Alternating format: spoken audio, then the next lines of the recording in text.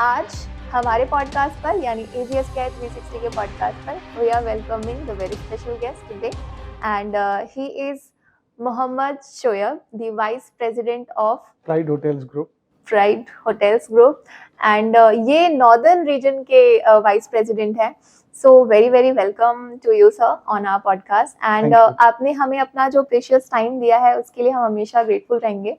पर आपके बारे में जानना हमारे लिए आई गेस कि क्योंकि हॉस्पिटैलिटी के बारे में जब से मैं आई हुई हूँ मैं सीखती ही जा रही हूँ कुछ ना कुछ, और आज आपसे सीखने का मुझे मौका मिल रहा है। So thank you so much. और अभी के लिए बिकॉज आपका ये कौन सा पॉडकास्ट है, इसके पहले आपने कितने पॉडकास्ट किए हुए हैं? मैंने कई बार पॉडकास्ट हाँ, किए हैं। हाँ। तो सोशल अभी मीडिया में मैं काफ़ी एक्टिव हूँ। तो बट आप बहुत बहुत शुक्रिया आपका अपने वक्त निकालने के लिए, और आप ऑल द वे यहाँ पर आए हैं पॉडकास्ट के लिए। अगली बार जो पॉडकास्ट होगा हम आपके स्टूडियो में आएंगे डिस्कशन के लिए। Thank you so much. And क्योंकि अभी हम बात भी कर रहे थे ऑफ कैमरा कि आप रूट से बहुत ज़्यादा जुड़े हुए हैं। अभी आपने मेंशन भी किया कि आप बहुत जल्द विजिट भी करने वाले हैं। तो पहले आप वहाँ से बताइए कि आप कहाँ से बिलोंग करते हैं एंड आज क्योंकि आप प्राइड ग्रुप से जुड़े हुए हैं तो थोड़ा सा हम वहाँ से जानेंगे। तो बेसिकली डिस्ट्रिक्ट बिजनौर है यूपी में, वेस्टर्न यूपी में।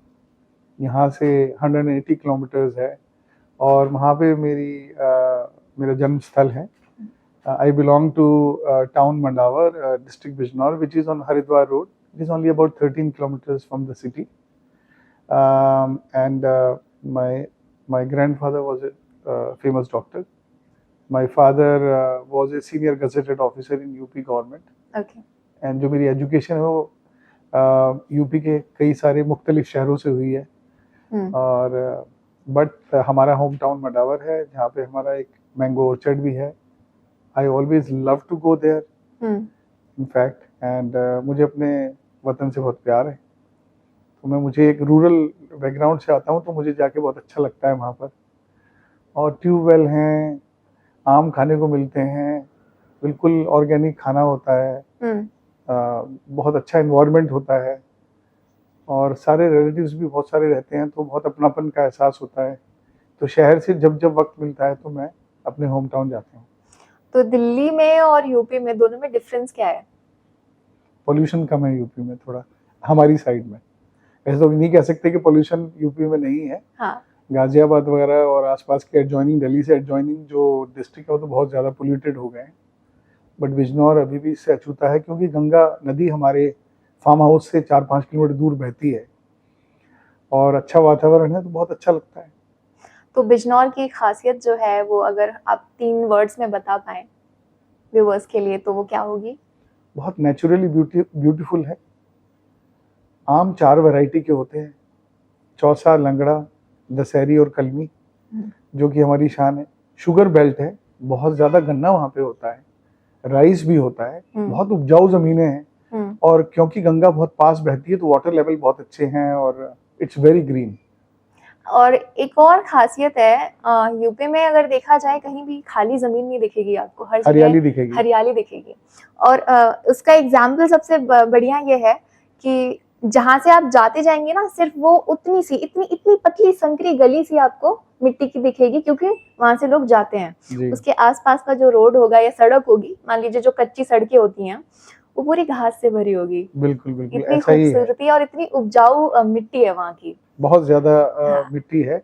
हम कहते हैं कि हरियाणा और पंजाब बहुत उपजाऊ हैं जमीनें, लेकिन मैं आपको दावे से कह सकता हूँ कि वेस्टर्न यूपी में जो कुछ डिस्ट्रिक्ट हैं इंक्लूडिंग बिजनौर, मुरादाबाद, रामपुर, मेरठ, सहारनपुर, बहुत ज़्यादा फर्टाइल हैं और खेती के एतबार से they are absolutely very very productive और हर तरह की फसलें होती हैं।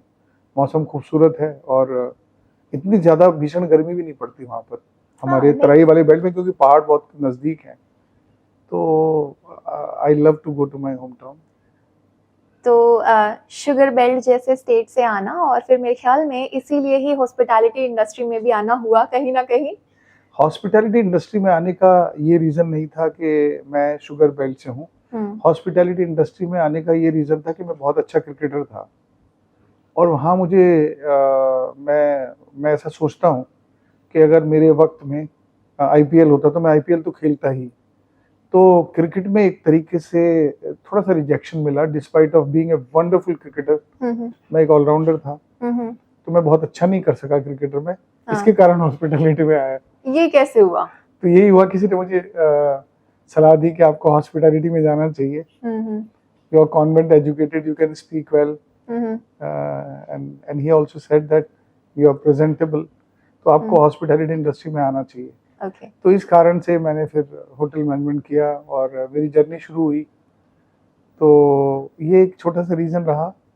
और लाइफ में जो आप सोचते हैं कई बार होता नहीं है।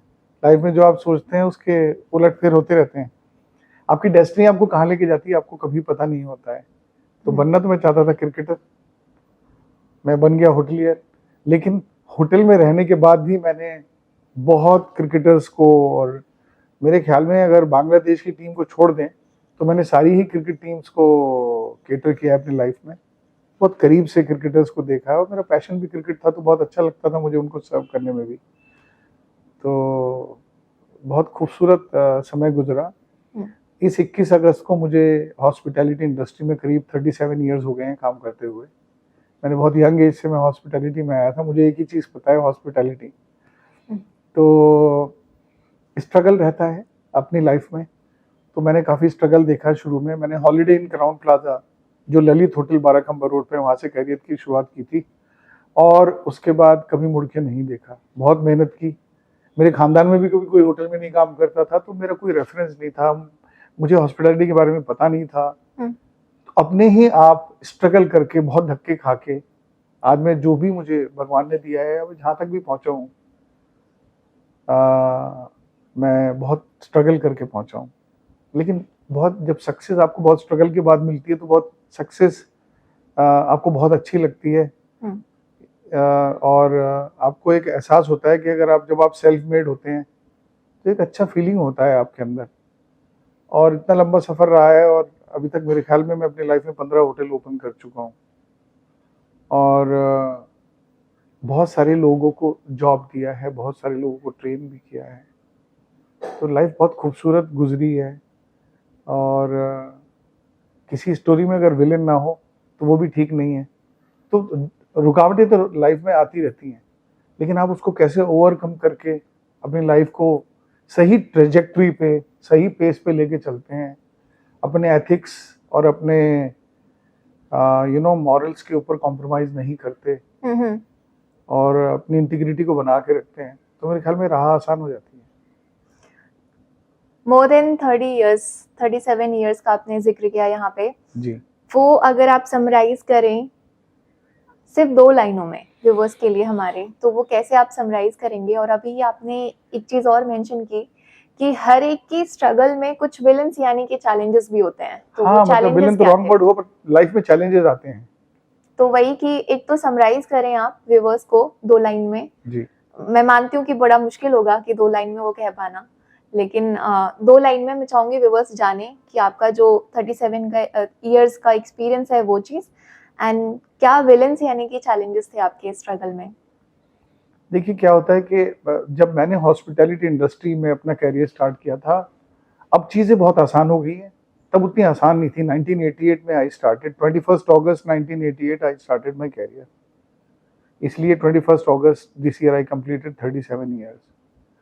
और शुरू में जब आपको हॉस्पिटैलिटी इंडस्ट्री का इतना पता नहीं है और सक्सेस इतनी आसानी से नहीं आती थी। आजकल क्या है कि आप फास्ट ट्रैक पे हैं, चीज़ें हाइब्रिड भी हैं, आप बहुत जल्दी जल्दी आपको जो है ना सक्सेस और प्रमोशंस मिलते हैं। मेरे टाइम में नहीं था ऐसा, तो हम काफ़ी स्ट्रगल करके आगे बढ़े। लेकिन ये है कि अगर उसको समराइज करना हो 2-3 लाइनों में, ज़रा मुश्किल है, बट मैं आपको बताऊंगा ज़िंदगी बहुत खूबसूरत गुजरी है। और होता क्या है, होटल एक जॉब ऐसा नहीं है जो क्लैरिकल जॉब है कि रोज़ आप आके ऑफिस में एक ही काम कर रहे हैं।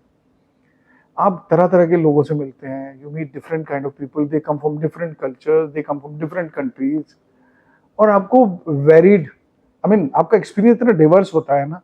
आप क्रिकेटर से मिल रहे हैं, आप स्पोर्ट्समैन से मिल रहे हैं, आप पॉलिटिशियन से मिल रहे हैं, आप हर तरह की सेलिब्रिटीज से मिल रहे हैं, हर तरह के लोगों से मिल रहे हैं जो डिफरेंट कल्चर और बैकग्राउंड से आते हैं, उनके साथ काम भी कर रहे हैं। तो एक बहुत खूबसूरत एहसास है जिंदगी का ये। और मेरे ख्याल में ये जीवन बहुत अच्छा गुजरा है। सबसे बड़ी खुशी मुझे इस बात में मिलती है कि मैं लोगों के चेहरे पे खुशी ला पाऊँ। और मैं अपने होटल में भी ये प्राइड की जो हॉस्पिटैलिटी है, जो प्राइड का कल्चर है, ट्रूली इंडियन, ट्रेडिशनली लग्जूरियस, हमारा पंच लाइन है या आप टैगलाइन बोल सकते हैं। तो होता क्या है कि वैसे भी अतिथि देव भव का एक भाव है हमारे सब देशवासियों में, जो भी हॉस्पिटैलिटी इंडस्ट्री में उनको तो रहता ही है।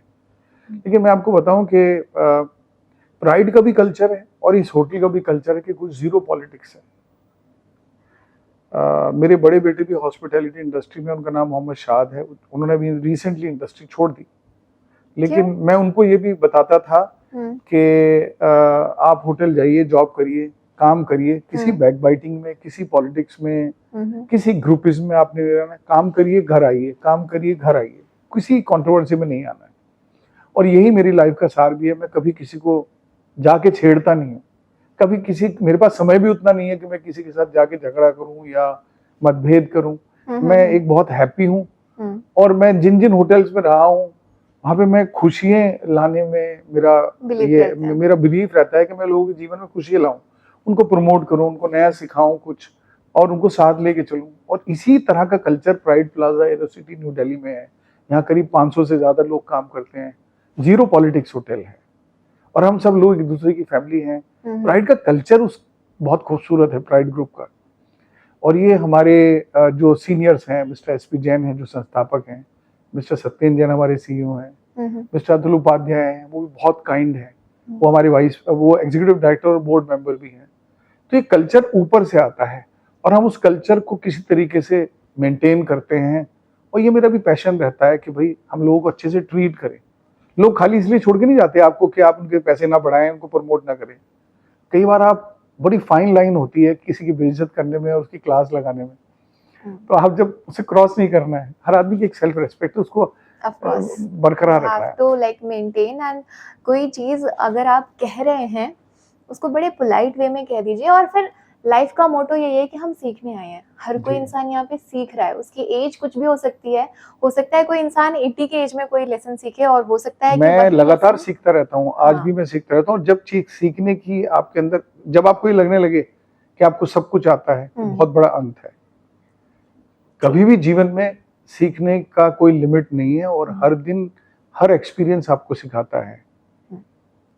एंड हॉस्पिटैलिटी के बियॉन्ड भी आपके बारे में कुछ चीजें हैं। आप मेंटोरशिप भी प्रोवाइड करते हैं, एंड ऑल्सो हॉस्पिटैलिटी के जो लोग हैं, जो यंग प्रोफेशनल्स हैं, उनको आप कोचिंग भी प्रोवाइड करते हैं, काइंड ऑफ की गाइडेंस प्रोवाइडर हैं। तो ये इसकी मोटिवेशन आपको कहाँ से मिली? बिकॉज ये हॉस्पिटैलिटी से बिल्कुल ही बियॉन्ड चला जाता है। तो हाउ इट स्टार्टेड? जब मैंने करियर की शुरुआत की थी तो मुझे बड़ी कम सपोर्ट मिली थी। मेरा खुद का एक्सपीरियंस बहुत अच्छा नहीं था। तो ये वहां से आया है। तो वहाँ पे बहुत स्ट्रगल था उस टाइम पे। जब मैंने अपने करियर की शुरुआत की थी तो काफी ज्यादा मुझे सपोर्ट की कमी थी।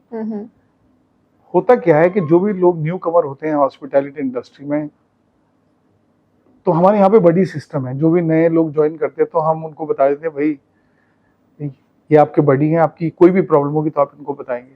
तो ऐसा हमने कल्चर क्रिएट किया हुआ, जिससे कि वो ज्यादा अपनी कोई परेशानी हो, शुरू में लोग झिझकते भी हैं, एक थोड़ा सा हेजिटेशन होती है। फिर लाइफ में एक बात जरूर सीखी है कि जो आसपास लोग हैं उनको आपको ग्रो करना चाहिए, उनकी वेलबींग का ध्यान रखना चाहिए। मैं तो इस कदर लेवल पे चला जाता हूँ कि पर्सनल लाइफ में भी मेरा इंटरवेंशन रहता है लोगों का, वहाँ भी सपोर्ट करता हूँ मैं। प्रोफेशनल को छोड़ दीजिए। और इसके बहुत सारे एग्जाम्पल हैं जो मैं आज नहीं देना चाहूँगा, लेकिन मैं लोगों के हार्ट को, दिल को, उनकी लाइफ्स को हर तरीके से टच करता हूँ। कोशिश करता हूँ कि उनकी लाइफ में सब अच्छा हो, उनको अच्छा सिखाया जाए। लोग वो आपकी ज्यादा इज्जत करेंगे जिनको आप काम सिखाएंगे, उनको आगे बढ़ाएंगे। मुझे लगता है कि देने में विश्वास होना चाहिए। हमने जिंदगी में जो भी अचीव करना था, बहुत कुछ अचीव कर लिया। अगर आप मुझसे ऑनेस्टली पूछें तो मैं बहुत महत्वाकांक्षी नहीं हूँ। मैं, जो मुझे मिला है, भगवान ने जो आज तक दिया है, जहां तक भी मैं पहुंचा हूं, मैं बहुत खुश हूँ। I am a very self content person. और सेल्फ कंटेंट आदमी के चेहरे पे आपको दिखता है कि वो कंटेंट है। तो ज्यादा लूटमार नहीं है। हाँ। लाइफ में खुश रहना चाहिए आदमी को, जो भी भगवान ने दिया उसमें शुक्र करना चाहिए। आपके बारे में जो अभी तक मैं ऑब्जर्व कर पाई हूँ उस बिहाफ पे जो भी हमारी अभी कन्वर्सेशन हुई है, जी you are very optimistic person. ठीक है, ऑप्टिमिस्टिक माने आशावादी, that the person is positive and a hopeful कि कुछ बेस्ट कर लेंगे, हो जाएगा जी एंड करेंगे ही करेंगे। जी सो क्योंकि अभी आप बात कर रहे थे कि आई डोंट बिलीव इन कि बहुत प्रॉफिट की तरफ सोचना है, ऐसा कुछ नहीं, बट फिर भी गेस्ट एक्सपीरियंस और बिजनेस ग्रोथ को दोनों का जो बैलेंस है वो आप कैसे मेंटेन करते हैं?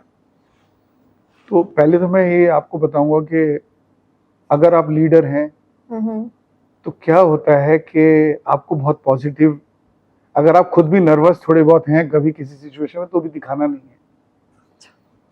और दूसरा, आशावादी तो रहना ही चाहिए, क्योंकि अगर आप खुद ही हथियार डाल देंगे एज ए लीडर तो आपकी टीम डिमोरलाइज हो जाएगी। तो डिफिकल्ट सिचुएशन में कितना कूल और काम आप रहते हैं और लाइफ को कितना पॉजिटिव रखते हैं अपनी। अगर आप ये कहते हैं ना कि, मतलब मैं ये कहता हूँ कि अगर आप पॉजिटिव सोचते हैं तो पॉजिटिव ही होता रहता है, नेगेटिव सोचेंगे तो नेगेटिव ही हो जाएगा। तो हर नेगेटिविटी में भी पॉजिटिविटी ढूंढ लेना चाहिए। और स्ट्रगल हर जगह आते रहते हैं, चैलेंजेस आते रहते हैं, आप उनको ओवरकम कैसे करते हैं खूबसूरती से, मुस्कुराते मुस्कुराते, वो ज्यादा इम्पोर्टेंट है। और हॉस्पिटैलिटी इंडस्ट्री टफ इंडस्ट्री है टू बी इन। आपके घर में कोई प्रॉब्लम चल रही है, कोई प्रॉब्लम कहीं भी हो रही है, मैं अपनी बात नहीं कर रहा, मैं सभी होटलियर्स की बात कर रहा हूँ। आपको जब आप होटल में आए तो आपको चेहरे पे स्माइल रखनी पड़ती है। लोगों के साथ आपके घर के दुख तो आप ला नहीं सकते होटल में, and it has a direct impact on the guest experience. yes। तो मुझे लगता है कि पॉजिटिविटी बहुत जरूरी है और एटीट्यूड आदमी का सही होना चाहिए। मैं हमेशा कहता हूँ कि जब हम हायर करते हैं ना, सबसे पहले देखते हैं कि बंदे की इंटीग्रिटी और एटीट्यूड। तो अगर एटीट्यूड अच्छा है तो मैं बहुत कुछ सिखा सकता हूँ, अगर एटीट्यूड खराब है तो बहुत दिक्कत है। तो स्किल एक अलग चीज है और एटीट्यूड एक अलग चीज है। तो आपका अगर पॉजिटिव एटीट्यूड है तो स्किल सिखाई जा सकती है और आपको एक फाउंडेशन पे एक इमारत बना सकते हैं। अब जहां तक आपके बैलेंस का, ग्रोथ का, और आप बता रहे हैं सेल्स ग्रोथ का और आपके ऑपरेशंस का, तो होता क्या है कि एक जनरल मैनेजर को या किसी भी एचओडी को, हेड डिपार्टमेंट हो, तो उनका ये मोटिव रहना चाहिए कि sales is as good as business growth and sales is as good as important as your operation. अभी एज ए जनरल मैनेजर पूरे जीवन मैंने सेल्स एंड मार्केटिंग को और बिजनेस ग्रोथ को 50% का दर्जा दिया हुआ है अपनी लाइफ में। और मैं बहुत सेल्स फोकस्ड और रेवेन्यू फोकस्ड जनरल मैनेजर हूँ। तो मैं सोचता हूं कि अगर 50% मैंने अगर समय लगाया बिजनेस जनरेशन में, तो जो मेरा ऑपरेशन है वो बिजी रहेगा। 50% मैं इंपॉर्टेंस देता हूँ ऑपरेशंस को। जब मेरा इतना बड़ा होटल है और इतने सारे एचओडीज हैं जो बहुत एक्सपीरियंस है, ऑपरेशन को वो कंट्रोल करेंगे ही अच्छे तरीके से। लेकिन मैं ये कह रहा हूं कि अगर 50% ये बिजनेस जनरेट आपने नहीं किया तो ये लोग तो खाली रहेंगे होटल। तो इसलिए मेरा फोकस 50% सेल्स पे रहता है और रेवेन्यू ऑप्टिमाइजेशन पे। ये मैं कह सकता हूँ मेरे जीवन का सबसे बड़ा मेरा यूएसपी है कि जिन होटल्स में मैंने आज तक भी काम किया वो कभी खाली नहीं रहे। दूसरा, मैं अपने होटल को, प्रोडक्ट को कभी भी ओल्ड नहीं होने देना चाहता। तो जितने भी होटल में मैं काम करता हूँ, प्रोडक्ट चमकता रहता है, होटल शाइनिंग रहता है और बिजनेस भी रहता है। तो इसलिए बिजनेस ग्रोथ को और गेस्ट एक्सपीरियंस को तो आपको बराबर ध्यान देना ही पड़ेगा। तो पहले गेस्ट आएंगे तभी तो गेस्ट एक्सपीरियंस होगा। तो पहले गेस्ट लाने हैं, उसके बाद में गेस्ट एक्सपीरियंस का बहुत ध्यान देना। अब गेस्ट एक्सपीरियंस के बारे में आपको बताऊं मैं, we are surrounded by so many international hotels. पिछले 1.5 साल से हमारा GSI 93, 94, 95, 96, 97 पे चल रहा है। और इतने इंटरनेशनल ब्रांड होने के बावजूद प्राइड अकेला 5 स्टार इंडियन ब्रांड है एरोसिटी में। डिस्पाइट ऑफ दैट, जो मेरा कॉमसेट है उसमें मेरा GSI नंबर 1 चल रहा है पिछले 1.5 सालों से। उससे पहले भी नंबर 1, 2 पे ही था, लेकिन अब कंसिस्टेंटली नंबर 1 है। कुछ तो हमने गेस्ट के एक्सपीरियंस के लिए किया होगा, मेहनत। तो बहुत पर्सनलाइजेशन है इस होटल में। आप क्योंकि इतने पॉजिटिव पर्सन हैं, इन पर्सन भी आप बहुत पॉजिटिव हैं एंड प्रोफेशनल लाइफ में भी आप बहुत पॉजिटिव हैं, तो लेकिन उसके बावजूद भी कहीं ना कहीं तो लगता होगा ना कि लाइफ में ये एक बहुत बड़ा डर है, तो उस हिसाब से मैं पूछना चाहूंगी, what is the biggest fear in your life? वो मैं फियर के ऊपर आता हूँ पहले, बट पहले मैं बताऊंगा कि आप जब शीर्ष पे रहते हैं या किसी भी सीनियर पोजीशन पे रहते हैं तो आपकी रेपुटेशन बहुत इंपॉर्टेंट है, आपका पर्सनल रेपुटेशन बहुत इंपॉर्टेंट है, जिसे आपको मेंटेन, उस गरिमा को मेंटेन करना चाहिए। एक तो ये चीज़ है। जहाँ तक मुझे डर है, जब इतने साल होटल में काम करते हो गए हैं, अभी होटलियरिंग हमें आती भी है, तो डर प्रोफेशनली नहीं है कोई भी। एक ही डर है फ्यूचर के लिए, जिस तरीके से तेजी से क्लाइमेट चेंज हो रहा है और जिस तरीके से ग्लोबल वार्मिंग बढ़ रही है, जैसे वाइल्ड फायर हो रही हैं, अनएक्सपेक्टेड रेन हो रही है, जहाँ बर्फ नहीं पड़ना चाहिए वहाँ पड़ रहा है, और बादल फट रहे हैं। पूरी धरती पे इस टाइम क्लाइमेट चेंज के इफेक्ट्स बहुत एविडेंट हैं, और जो जो जो गैसेस हैं, जिस तरीके से वो आसमान को भेद रही हैं, और जिस तरीके से ग्लोबल वार्मिंग बढ़ रही है ना, तो ये बहुत चिंता का विषय फ्यूचर के लिए है और आज भी है। इसीलिए हम कोशिश करते हैं कि रेस्पॉन्सिबल होटलियर बने, और इसीलिए प्राइड होटल ग्रुप में हमारा जो ग्रुप है वो प्लास्टिक फ्री है। हमारे यहाँ पर खुद बॉटलिंग प्लांट हैं। हम हर इको फ्रेंडली चीज़ों को होटल में जगह देते हैं। तो मैं समझता हूँ कि पर्यावरण का ध्यान रखना, सस्टेनेबिलिटी खाली ये नहीं है, सोशल सस्टेनेबिलिटी भी है, एनवायरमेंटल सस्टेनेबिलिटी भी है। तो सब चीज़ों को बराबर ध्यान रखना है। सोशल सस्टेनेबिलिटी में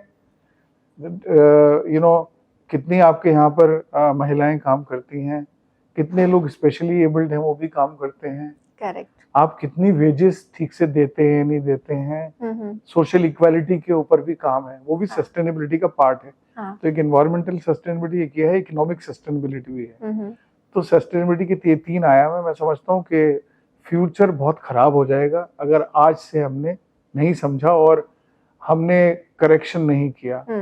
जिस तरीके से जंगलों को हटाया जा रहा है और जिस तरीके से तेजी से मौसम बदल रहा है, ये इसका डर लगता है कि हम आगे फ्यूचर जनरेशन के लिए क्या छोड़ रहे हैं। जैसे फॉर एग्जांपल 21 अगस्त 2021 में जो हमने संसाधन पूरे साल में खत्म करने थे, हमने 21 अगस्त 2021 में खत्म कर लिए। मैं एक साल का उदाहरण दे रहा हूँ। तो बचे हुए साल में आपने फ्यूचर के संसाधनों का इस्तेमाल कर लिया, यानी कि आप फ्यूचर की, आप अपने बैंक में कुछ पैसा नहीं रख रहे और आप सेविंग नहीं कर रहे, तो आप अपने बच्चों के लिए क्या छोड़ के जा रहे हैं? पर्यावरण। तो बहुत दिक्कत होने वाली है आने वाले दिनों में। जिस तरीके से पोल्यूशन बढ़ेगा, जिस तरीके से बीमारियां बढ़ेंगी, जिस तरीके से ये सब होगा, बहुत गलत होगा अकॉर्डिंग टू अगर हम अब नहीं संभले तो। According to you what is the solution as a hotelier, अगर आपको इन चीजों में कुछ चेंज लाना हो? हम चेंज ला रखे हैं होटल में। हाँ, वो आपने अभी मेंशन किया कि हमारा जीरो वाटर वेस्ट है, और पानी सारा हमारा जनरेशन यही होता है, जीरो प्लास्टिक है, जितनी भी लाइट्स हैं वो एलईडी हैं। उसके अलावा और बहुत सारी प्रैक्टिस है जो इतने कम समय में बताना मुश्किल है। बायोडिग्रेडेबल प्रोडक्ट्स हैं जो यूज करते हैं, जितने भी केमिकल यूज करते हैं वो सारे ऑर्गेनिक हैं या सर्टिफाइड हैं। तो बहुत सारी चीजें हैं जो होटल में रह के आप अपने रेस्पॉन्सिबिलिटी निभा ही सकते हैं। डेफिनेटली, एंड हम आपसे और भी सीखेंगे इस बारे में जो हम ऑप्ट कर सकते हैं इसके रिगार्डिंग, बिकॉज आप ऑलरेडी ही इस बारे में प्रैक्टिस कर चुके हैं, तो ऑब्वियसली ये हमें भी हेल्प करेगा एंड उसके रिगार्डिंग हम आपसे कभी बात करेंगे। एंड राइट नाउ क्योंकि हम बहुत सारी बातें कर चुके हैं, and let's move to the rapid fire. And rapid fire में क्या होता है कि आपको आंसर करने में बड़ा मजा आता है एंड बड़े स्पॉन्टेनियस वे में आपको आंसर करना होता है, तो ज़्यादा टाइम भी नहीं ले सकते हैं आप। So ready sir? जी। Okay, your all-time favorite hotel property apart from the Pride? तो मेरा सबसे खूबसूरत होटल तो ये प्राइड है, लेकिन आपने पूछा है कि प्राइड के अलावा Novotel Visakhapatnam Varun beach is the most beautiful hotel where I have worked. All 250 windows are facing the sea. There is a jogging track rubberized jogging track on top of the building. If you run and come back is half a kilometer. 5 restaurant, convention center can seat about 2,000 people. Another hall can seat about 900 people. Pool side can have a sit down of more than 500 people. It's an amazing property, bang on the sea. Wow. Every single window facing the sea. I don't think we have any other hotel in the country of that large size where every single window is facing the sea. Wow. Okay, one city you love working in. I think Vizag बहुत खूबसूरत शहर था. मैंने वहाँ पे 8 साल गुजारे हैं. पहाड़ हैं, समंदर है, बहुत सुंदर है. वाइजैक जिसमें काम करना पसंद है वो शहर Vizag. Okay. And according to you, which one city is most beautiful city in the world? I think वैसे तो मैं ऑलमोस्ट 44 कंट्रीज में ट्रैवल कर चुका हूँ, लेकिन मुझे सबसे खूबसूरत जो शहर है वो वैंकूवर लगता है, और कनाडा में है वैंकूवर. बहुत खूबसूरत शहर है. I am in love with that city. और अब क्योंकि मेरे बेटे भी वहाँ रहते हैं तो मेरा जाना आना होता है. मुझे वो शहर बहुत, I am really fascinated by Vancouver. Very very beautiful city. What do you love most about Vancouver? Nature, people, food, Everything. and hikes. Hikes. Okay, tea or coffee? Coffee. Most memorable guest you have ever hosted? Sachin Tendulkar. Okay. अब एक दो नाम और ले लूंगा मैं. विराट कोहली भी हैं. साथ में माही, MS Dhoni. So they all three were together जब आपने इनको होस्ट किया था या फिर individually? विराट कोहली और धोनी तो मैंने बहुत बार एक साथ मिला हूँ, लेकिन सचिन तेंदुलकर जो है मेरे मोस्ट मेमोरेबल गेस्ट हैं. कैसे मतलब क्या एक्सपीरियंस था आपका? बहुत हम्बल हैं. मैंने ये चीज हम्बलनेस 2 लोगों से सीखी है, और एक जो मेरे बहुत मोस्ट इम्पोर्टेंट गेस्ट थे वो मिस्टर रतन टाटा. तो मिस्टर रतन टाटा और सचिन तेंदुलकर, इनसे बहुत हम्बलनेस सीखी है कि इतना बड़ा होने के बाद भी कैसे आप बहुत विनम्र रह सकते हैं और बहुत पोलाइट रह सकते हैं और बहुत डाउन टू अर्थ रह सकते हैं. याद है उन्होंने क्या ऑर्डर किया था रतन जी ने? रतन टाटा जी ने? हाँ जी. बहुत सिंपल वेजिटेरियन खाना उन्होंने ऑर्डर किया था. और जब भी बात करते तो आपके कंधे पे हाथ रख के बात करते हैं. बहुत पोलाइट हैं. और मतलब जो उनका कंडक्ट है ओवरऑल वाज ग्रेशियस. और वही सचिन तेंदुलकर का भी है, जो मैं कह सकता हूँ कि बहुत ही मतलब मैं क्रिकेट के भगवान कहा जा सकता है उनको. लेकिन बहुत ज्यादा डाउन टू अर्थ है आज भी मुझे लगता है. और मैं उनसे बहुत मिला हूँ, तो मेरी बहुत यादें हैं उनके साथ जुड़ी हुई. मैं उनको बहुत एडोर करता हूँ. मेरे आइडल वही हैं मेरी लाइफ में. अगर मैंने तो अपने मेंटरशिप के बारे में मुझसे नहीं पूछा, मेरे मेंटर तो नहीं है, लेकिन मैं उनको एडोर बहुत. He is very adorable person. Okay sir, so next question is कि एक ऐसी चीज बताइए जो हर होटेलियर के बैग में जरूर होती है. देखिए, होटलियर के बैग में क्या होता है मुझे बहुत मालूम नहीं है. मुझे इतना पता है कि जरूर लैपटॉप होता है, और नोट्स के लिए आपके पास कुछ ना कोई नोटबुक होनी चाहिए. जो चीज बहुत होटलियर के लिए इम्पोर्टेंट है वो है उसकी ग्रूमिंग, उसकी बॉडी लैंग्वेज. आप कैसे अपने आप को प्रेजेंट करें, because you are the face of the hotel. आपकी टाई, आपका सूट, आपका पॉकेट स्क्वायर, आपके कफलिंग, वॉच आप जो कैरी करते हैं, जिस तरीके से आप अपने आप को कैरी करते हैं वो बहुत इम्पोर्टेंट है. ओके. सो अगर आप हॉस्पिटैलिटी में नहीं होते तो और कौन सा करियर आप चूज करते? मैं क्रिकेटर ही होता. वो हम उस बारे में डिस्कशन कर भी चुके हैं. वन बुक और mentor who shaped your leadership style? देखिए, लीडरशिप स्टाइल मैंने इन्हीं लोगों से सीखा है. जैसे मिस्टर रतन टाटा हैं, सचिन तेंदुलकर हैं, विराट कोहली हैं, माही भी बहुत बड़े लीडर. मानिए आप एक बहुत अच्छे कैप्टन थे, तो कैप्टन के अंदर भी लीडरशिप क्वालिटीज होती हैं. तो मैंने इन लोगों से देख के सीखा है. Okay, most underrated skill for success in hospitality? मुझे लगता है कम्युनिकेशन एक बहुत इंपॉर्टेंट चीज है, जो कि एक बहुत बड़ा वेपन है किसी भी होटलियर के लिए. आपकी जो कन्विंसिंग एबिलिटी है और जो कम्युनिकेशन एबिलिटी है, उनको थोड़ा हॉर्न करके रखना चाहिए. Okay, one line advice for young hoteliers? You need to be passionate. You need to be exuberant. you need to have perseverance, patience, and tenacity.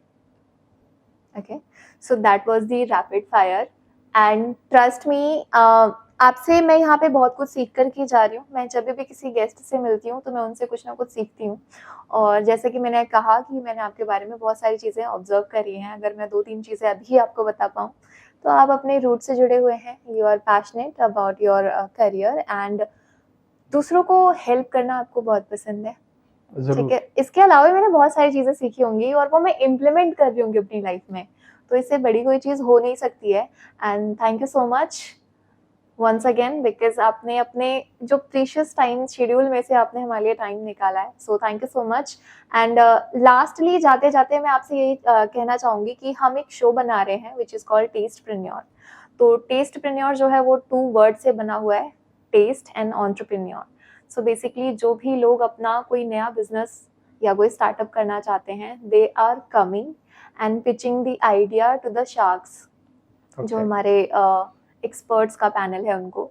जी। तो इस बारे में मैं आपसे कोई मैसेज चाहूंगी कि आप हमें कोई मैसेज दे पाएं इन दी कैमरा, टेस्टप्रेन्योर के लिए एक मैसेज, क्योंकि जो टीम है वो भी मेहनत कर रही है और जो ऐसे लोग हैं जिन्होंने फूड इंडस्ट्री में कोई एक स्टार्टअप प्लान किया है उनके लिए एक बहुत बड़ा प्लेटफॉर्म भी मिल रहा है।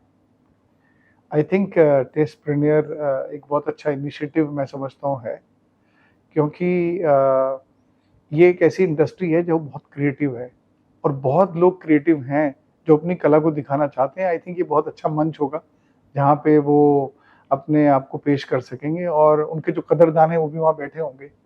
तो I think it is a great initiative and I would like to compliment you and your company for creating that opportunity for the testpreneur कि वो अपना आए, अपना टैलेंट दिखा सकें। And thank you very much for having me on this show. I'm really grateful for your time and you have a wonderful time ahead. Thank you. Thank you so much. Thank you. God bless you.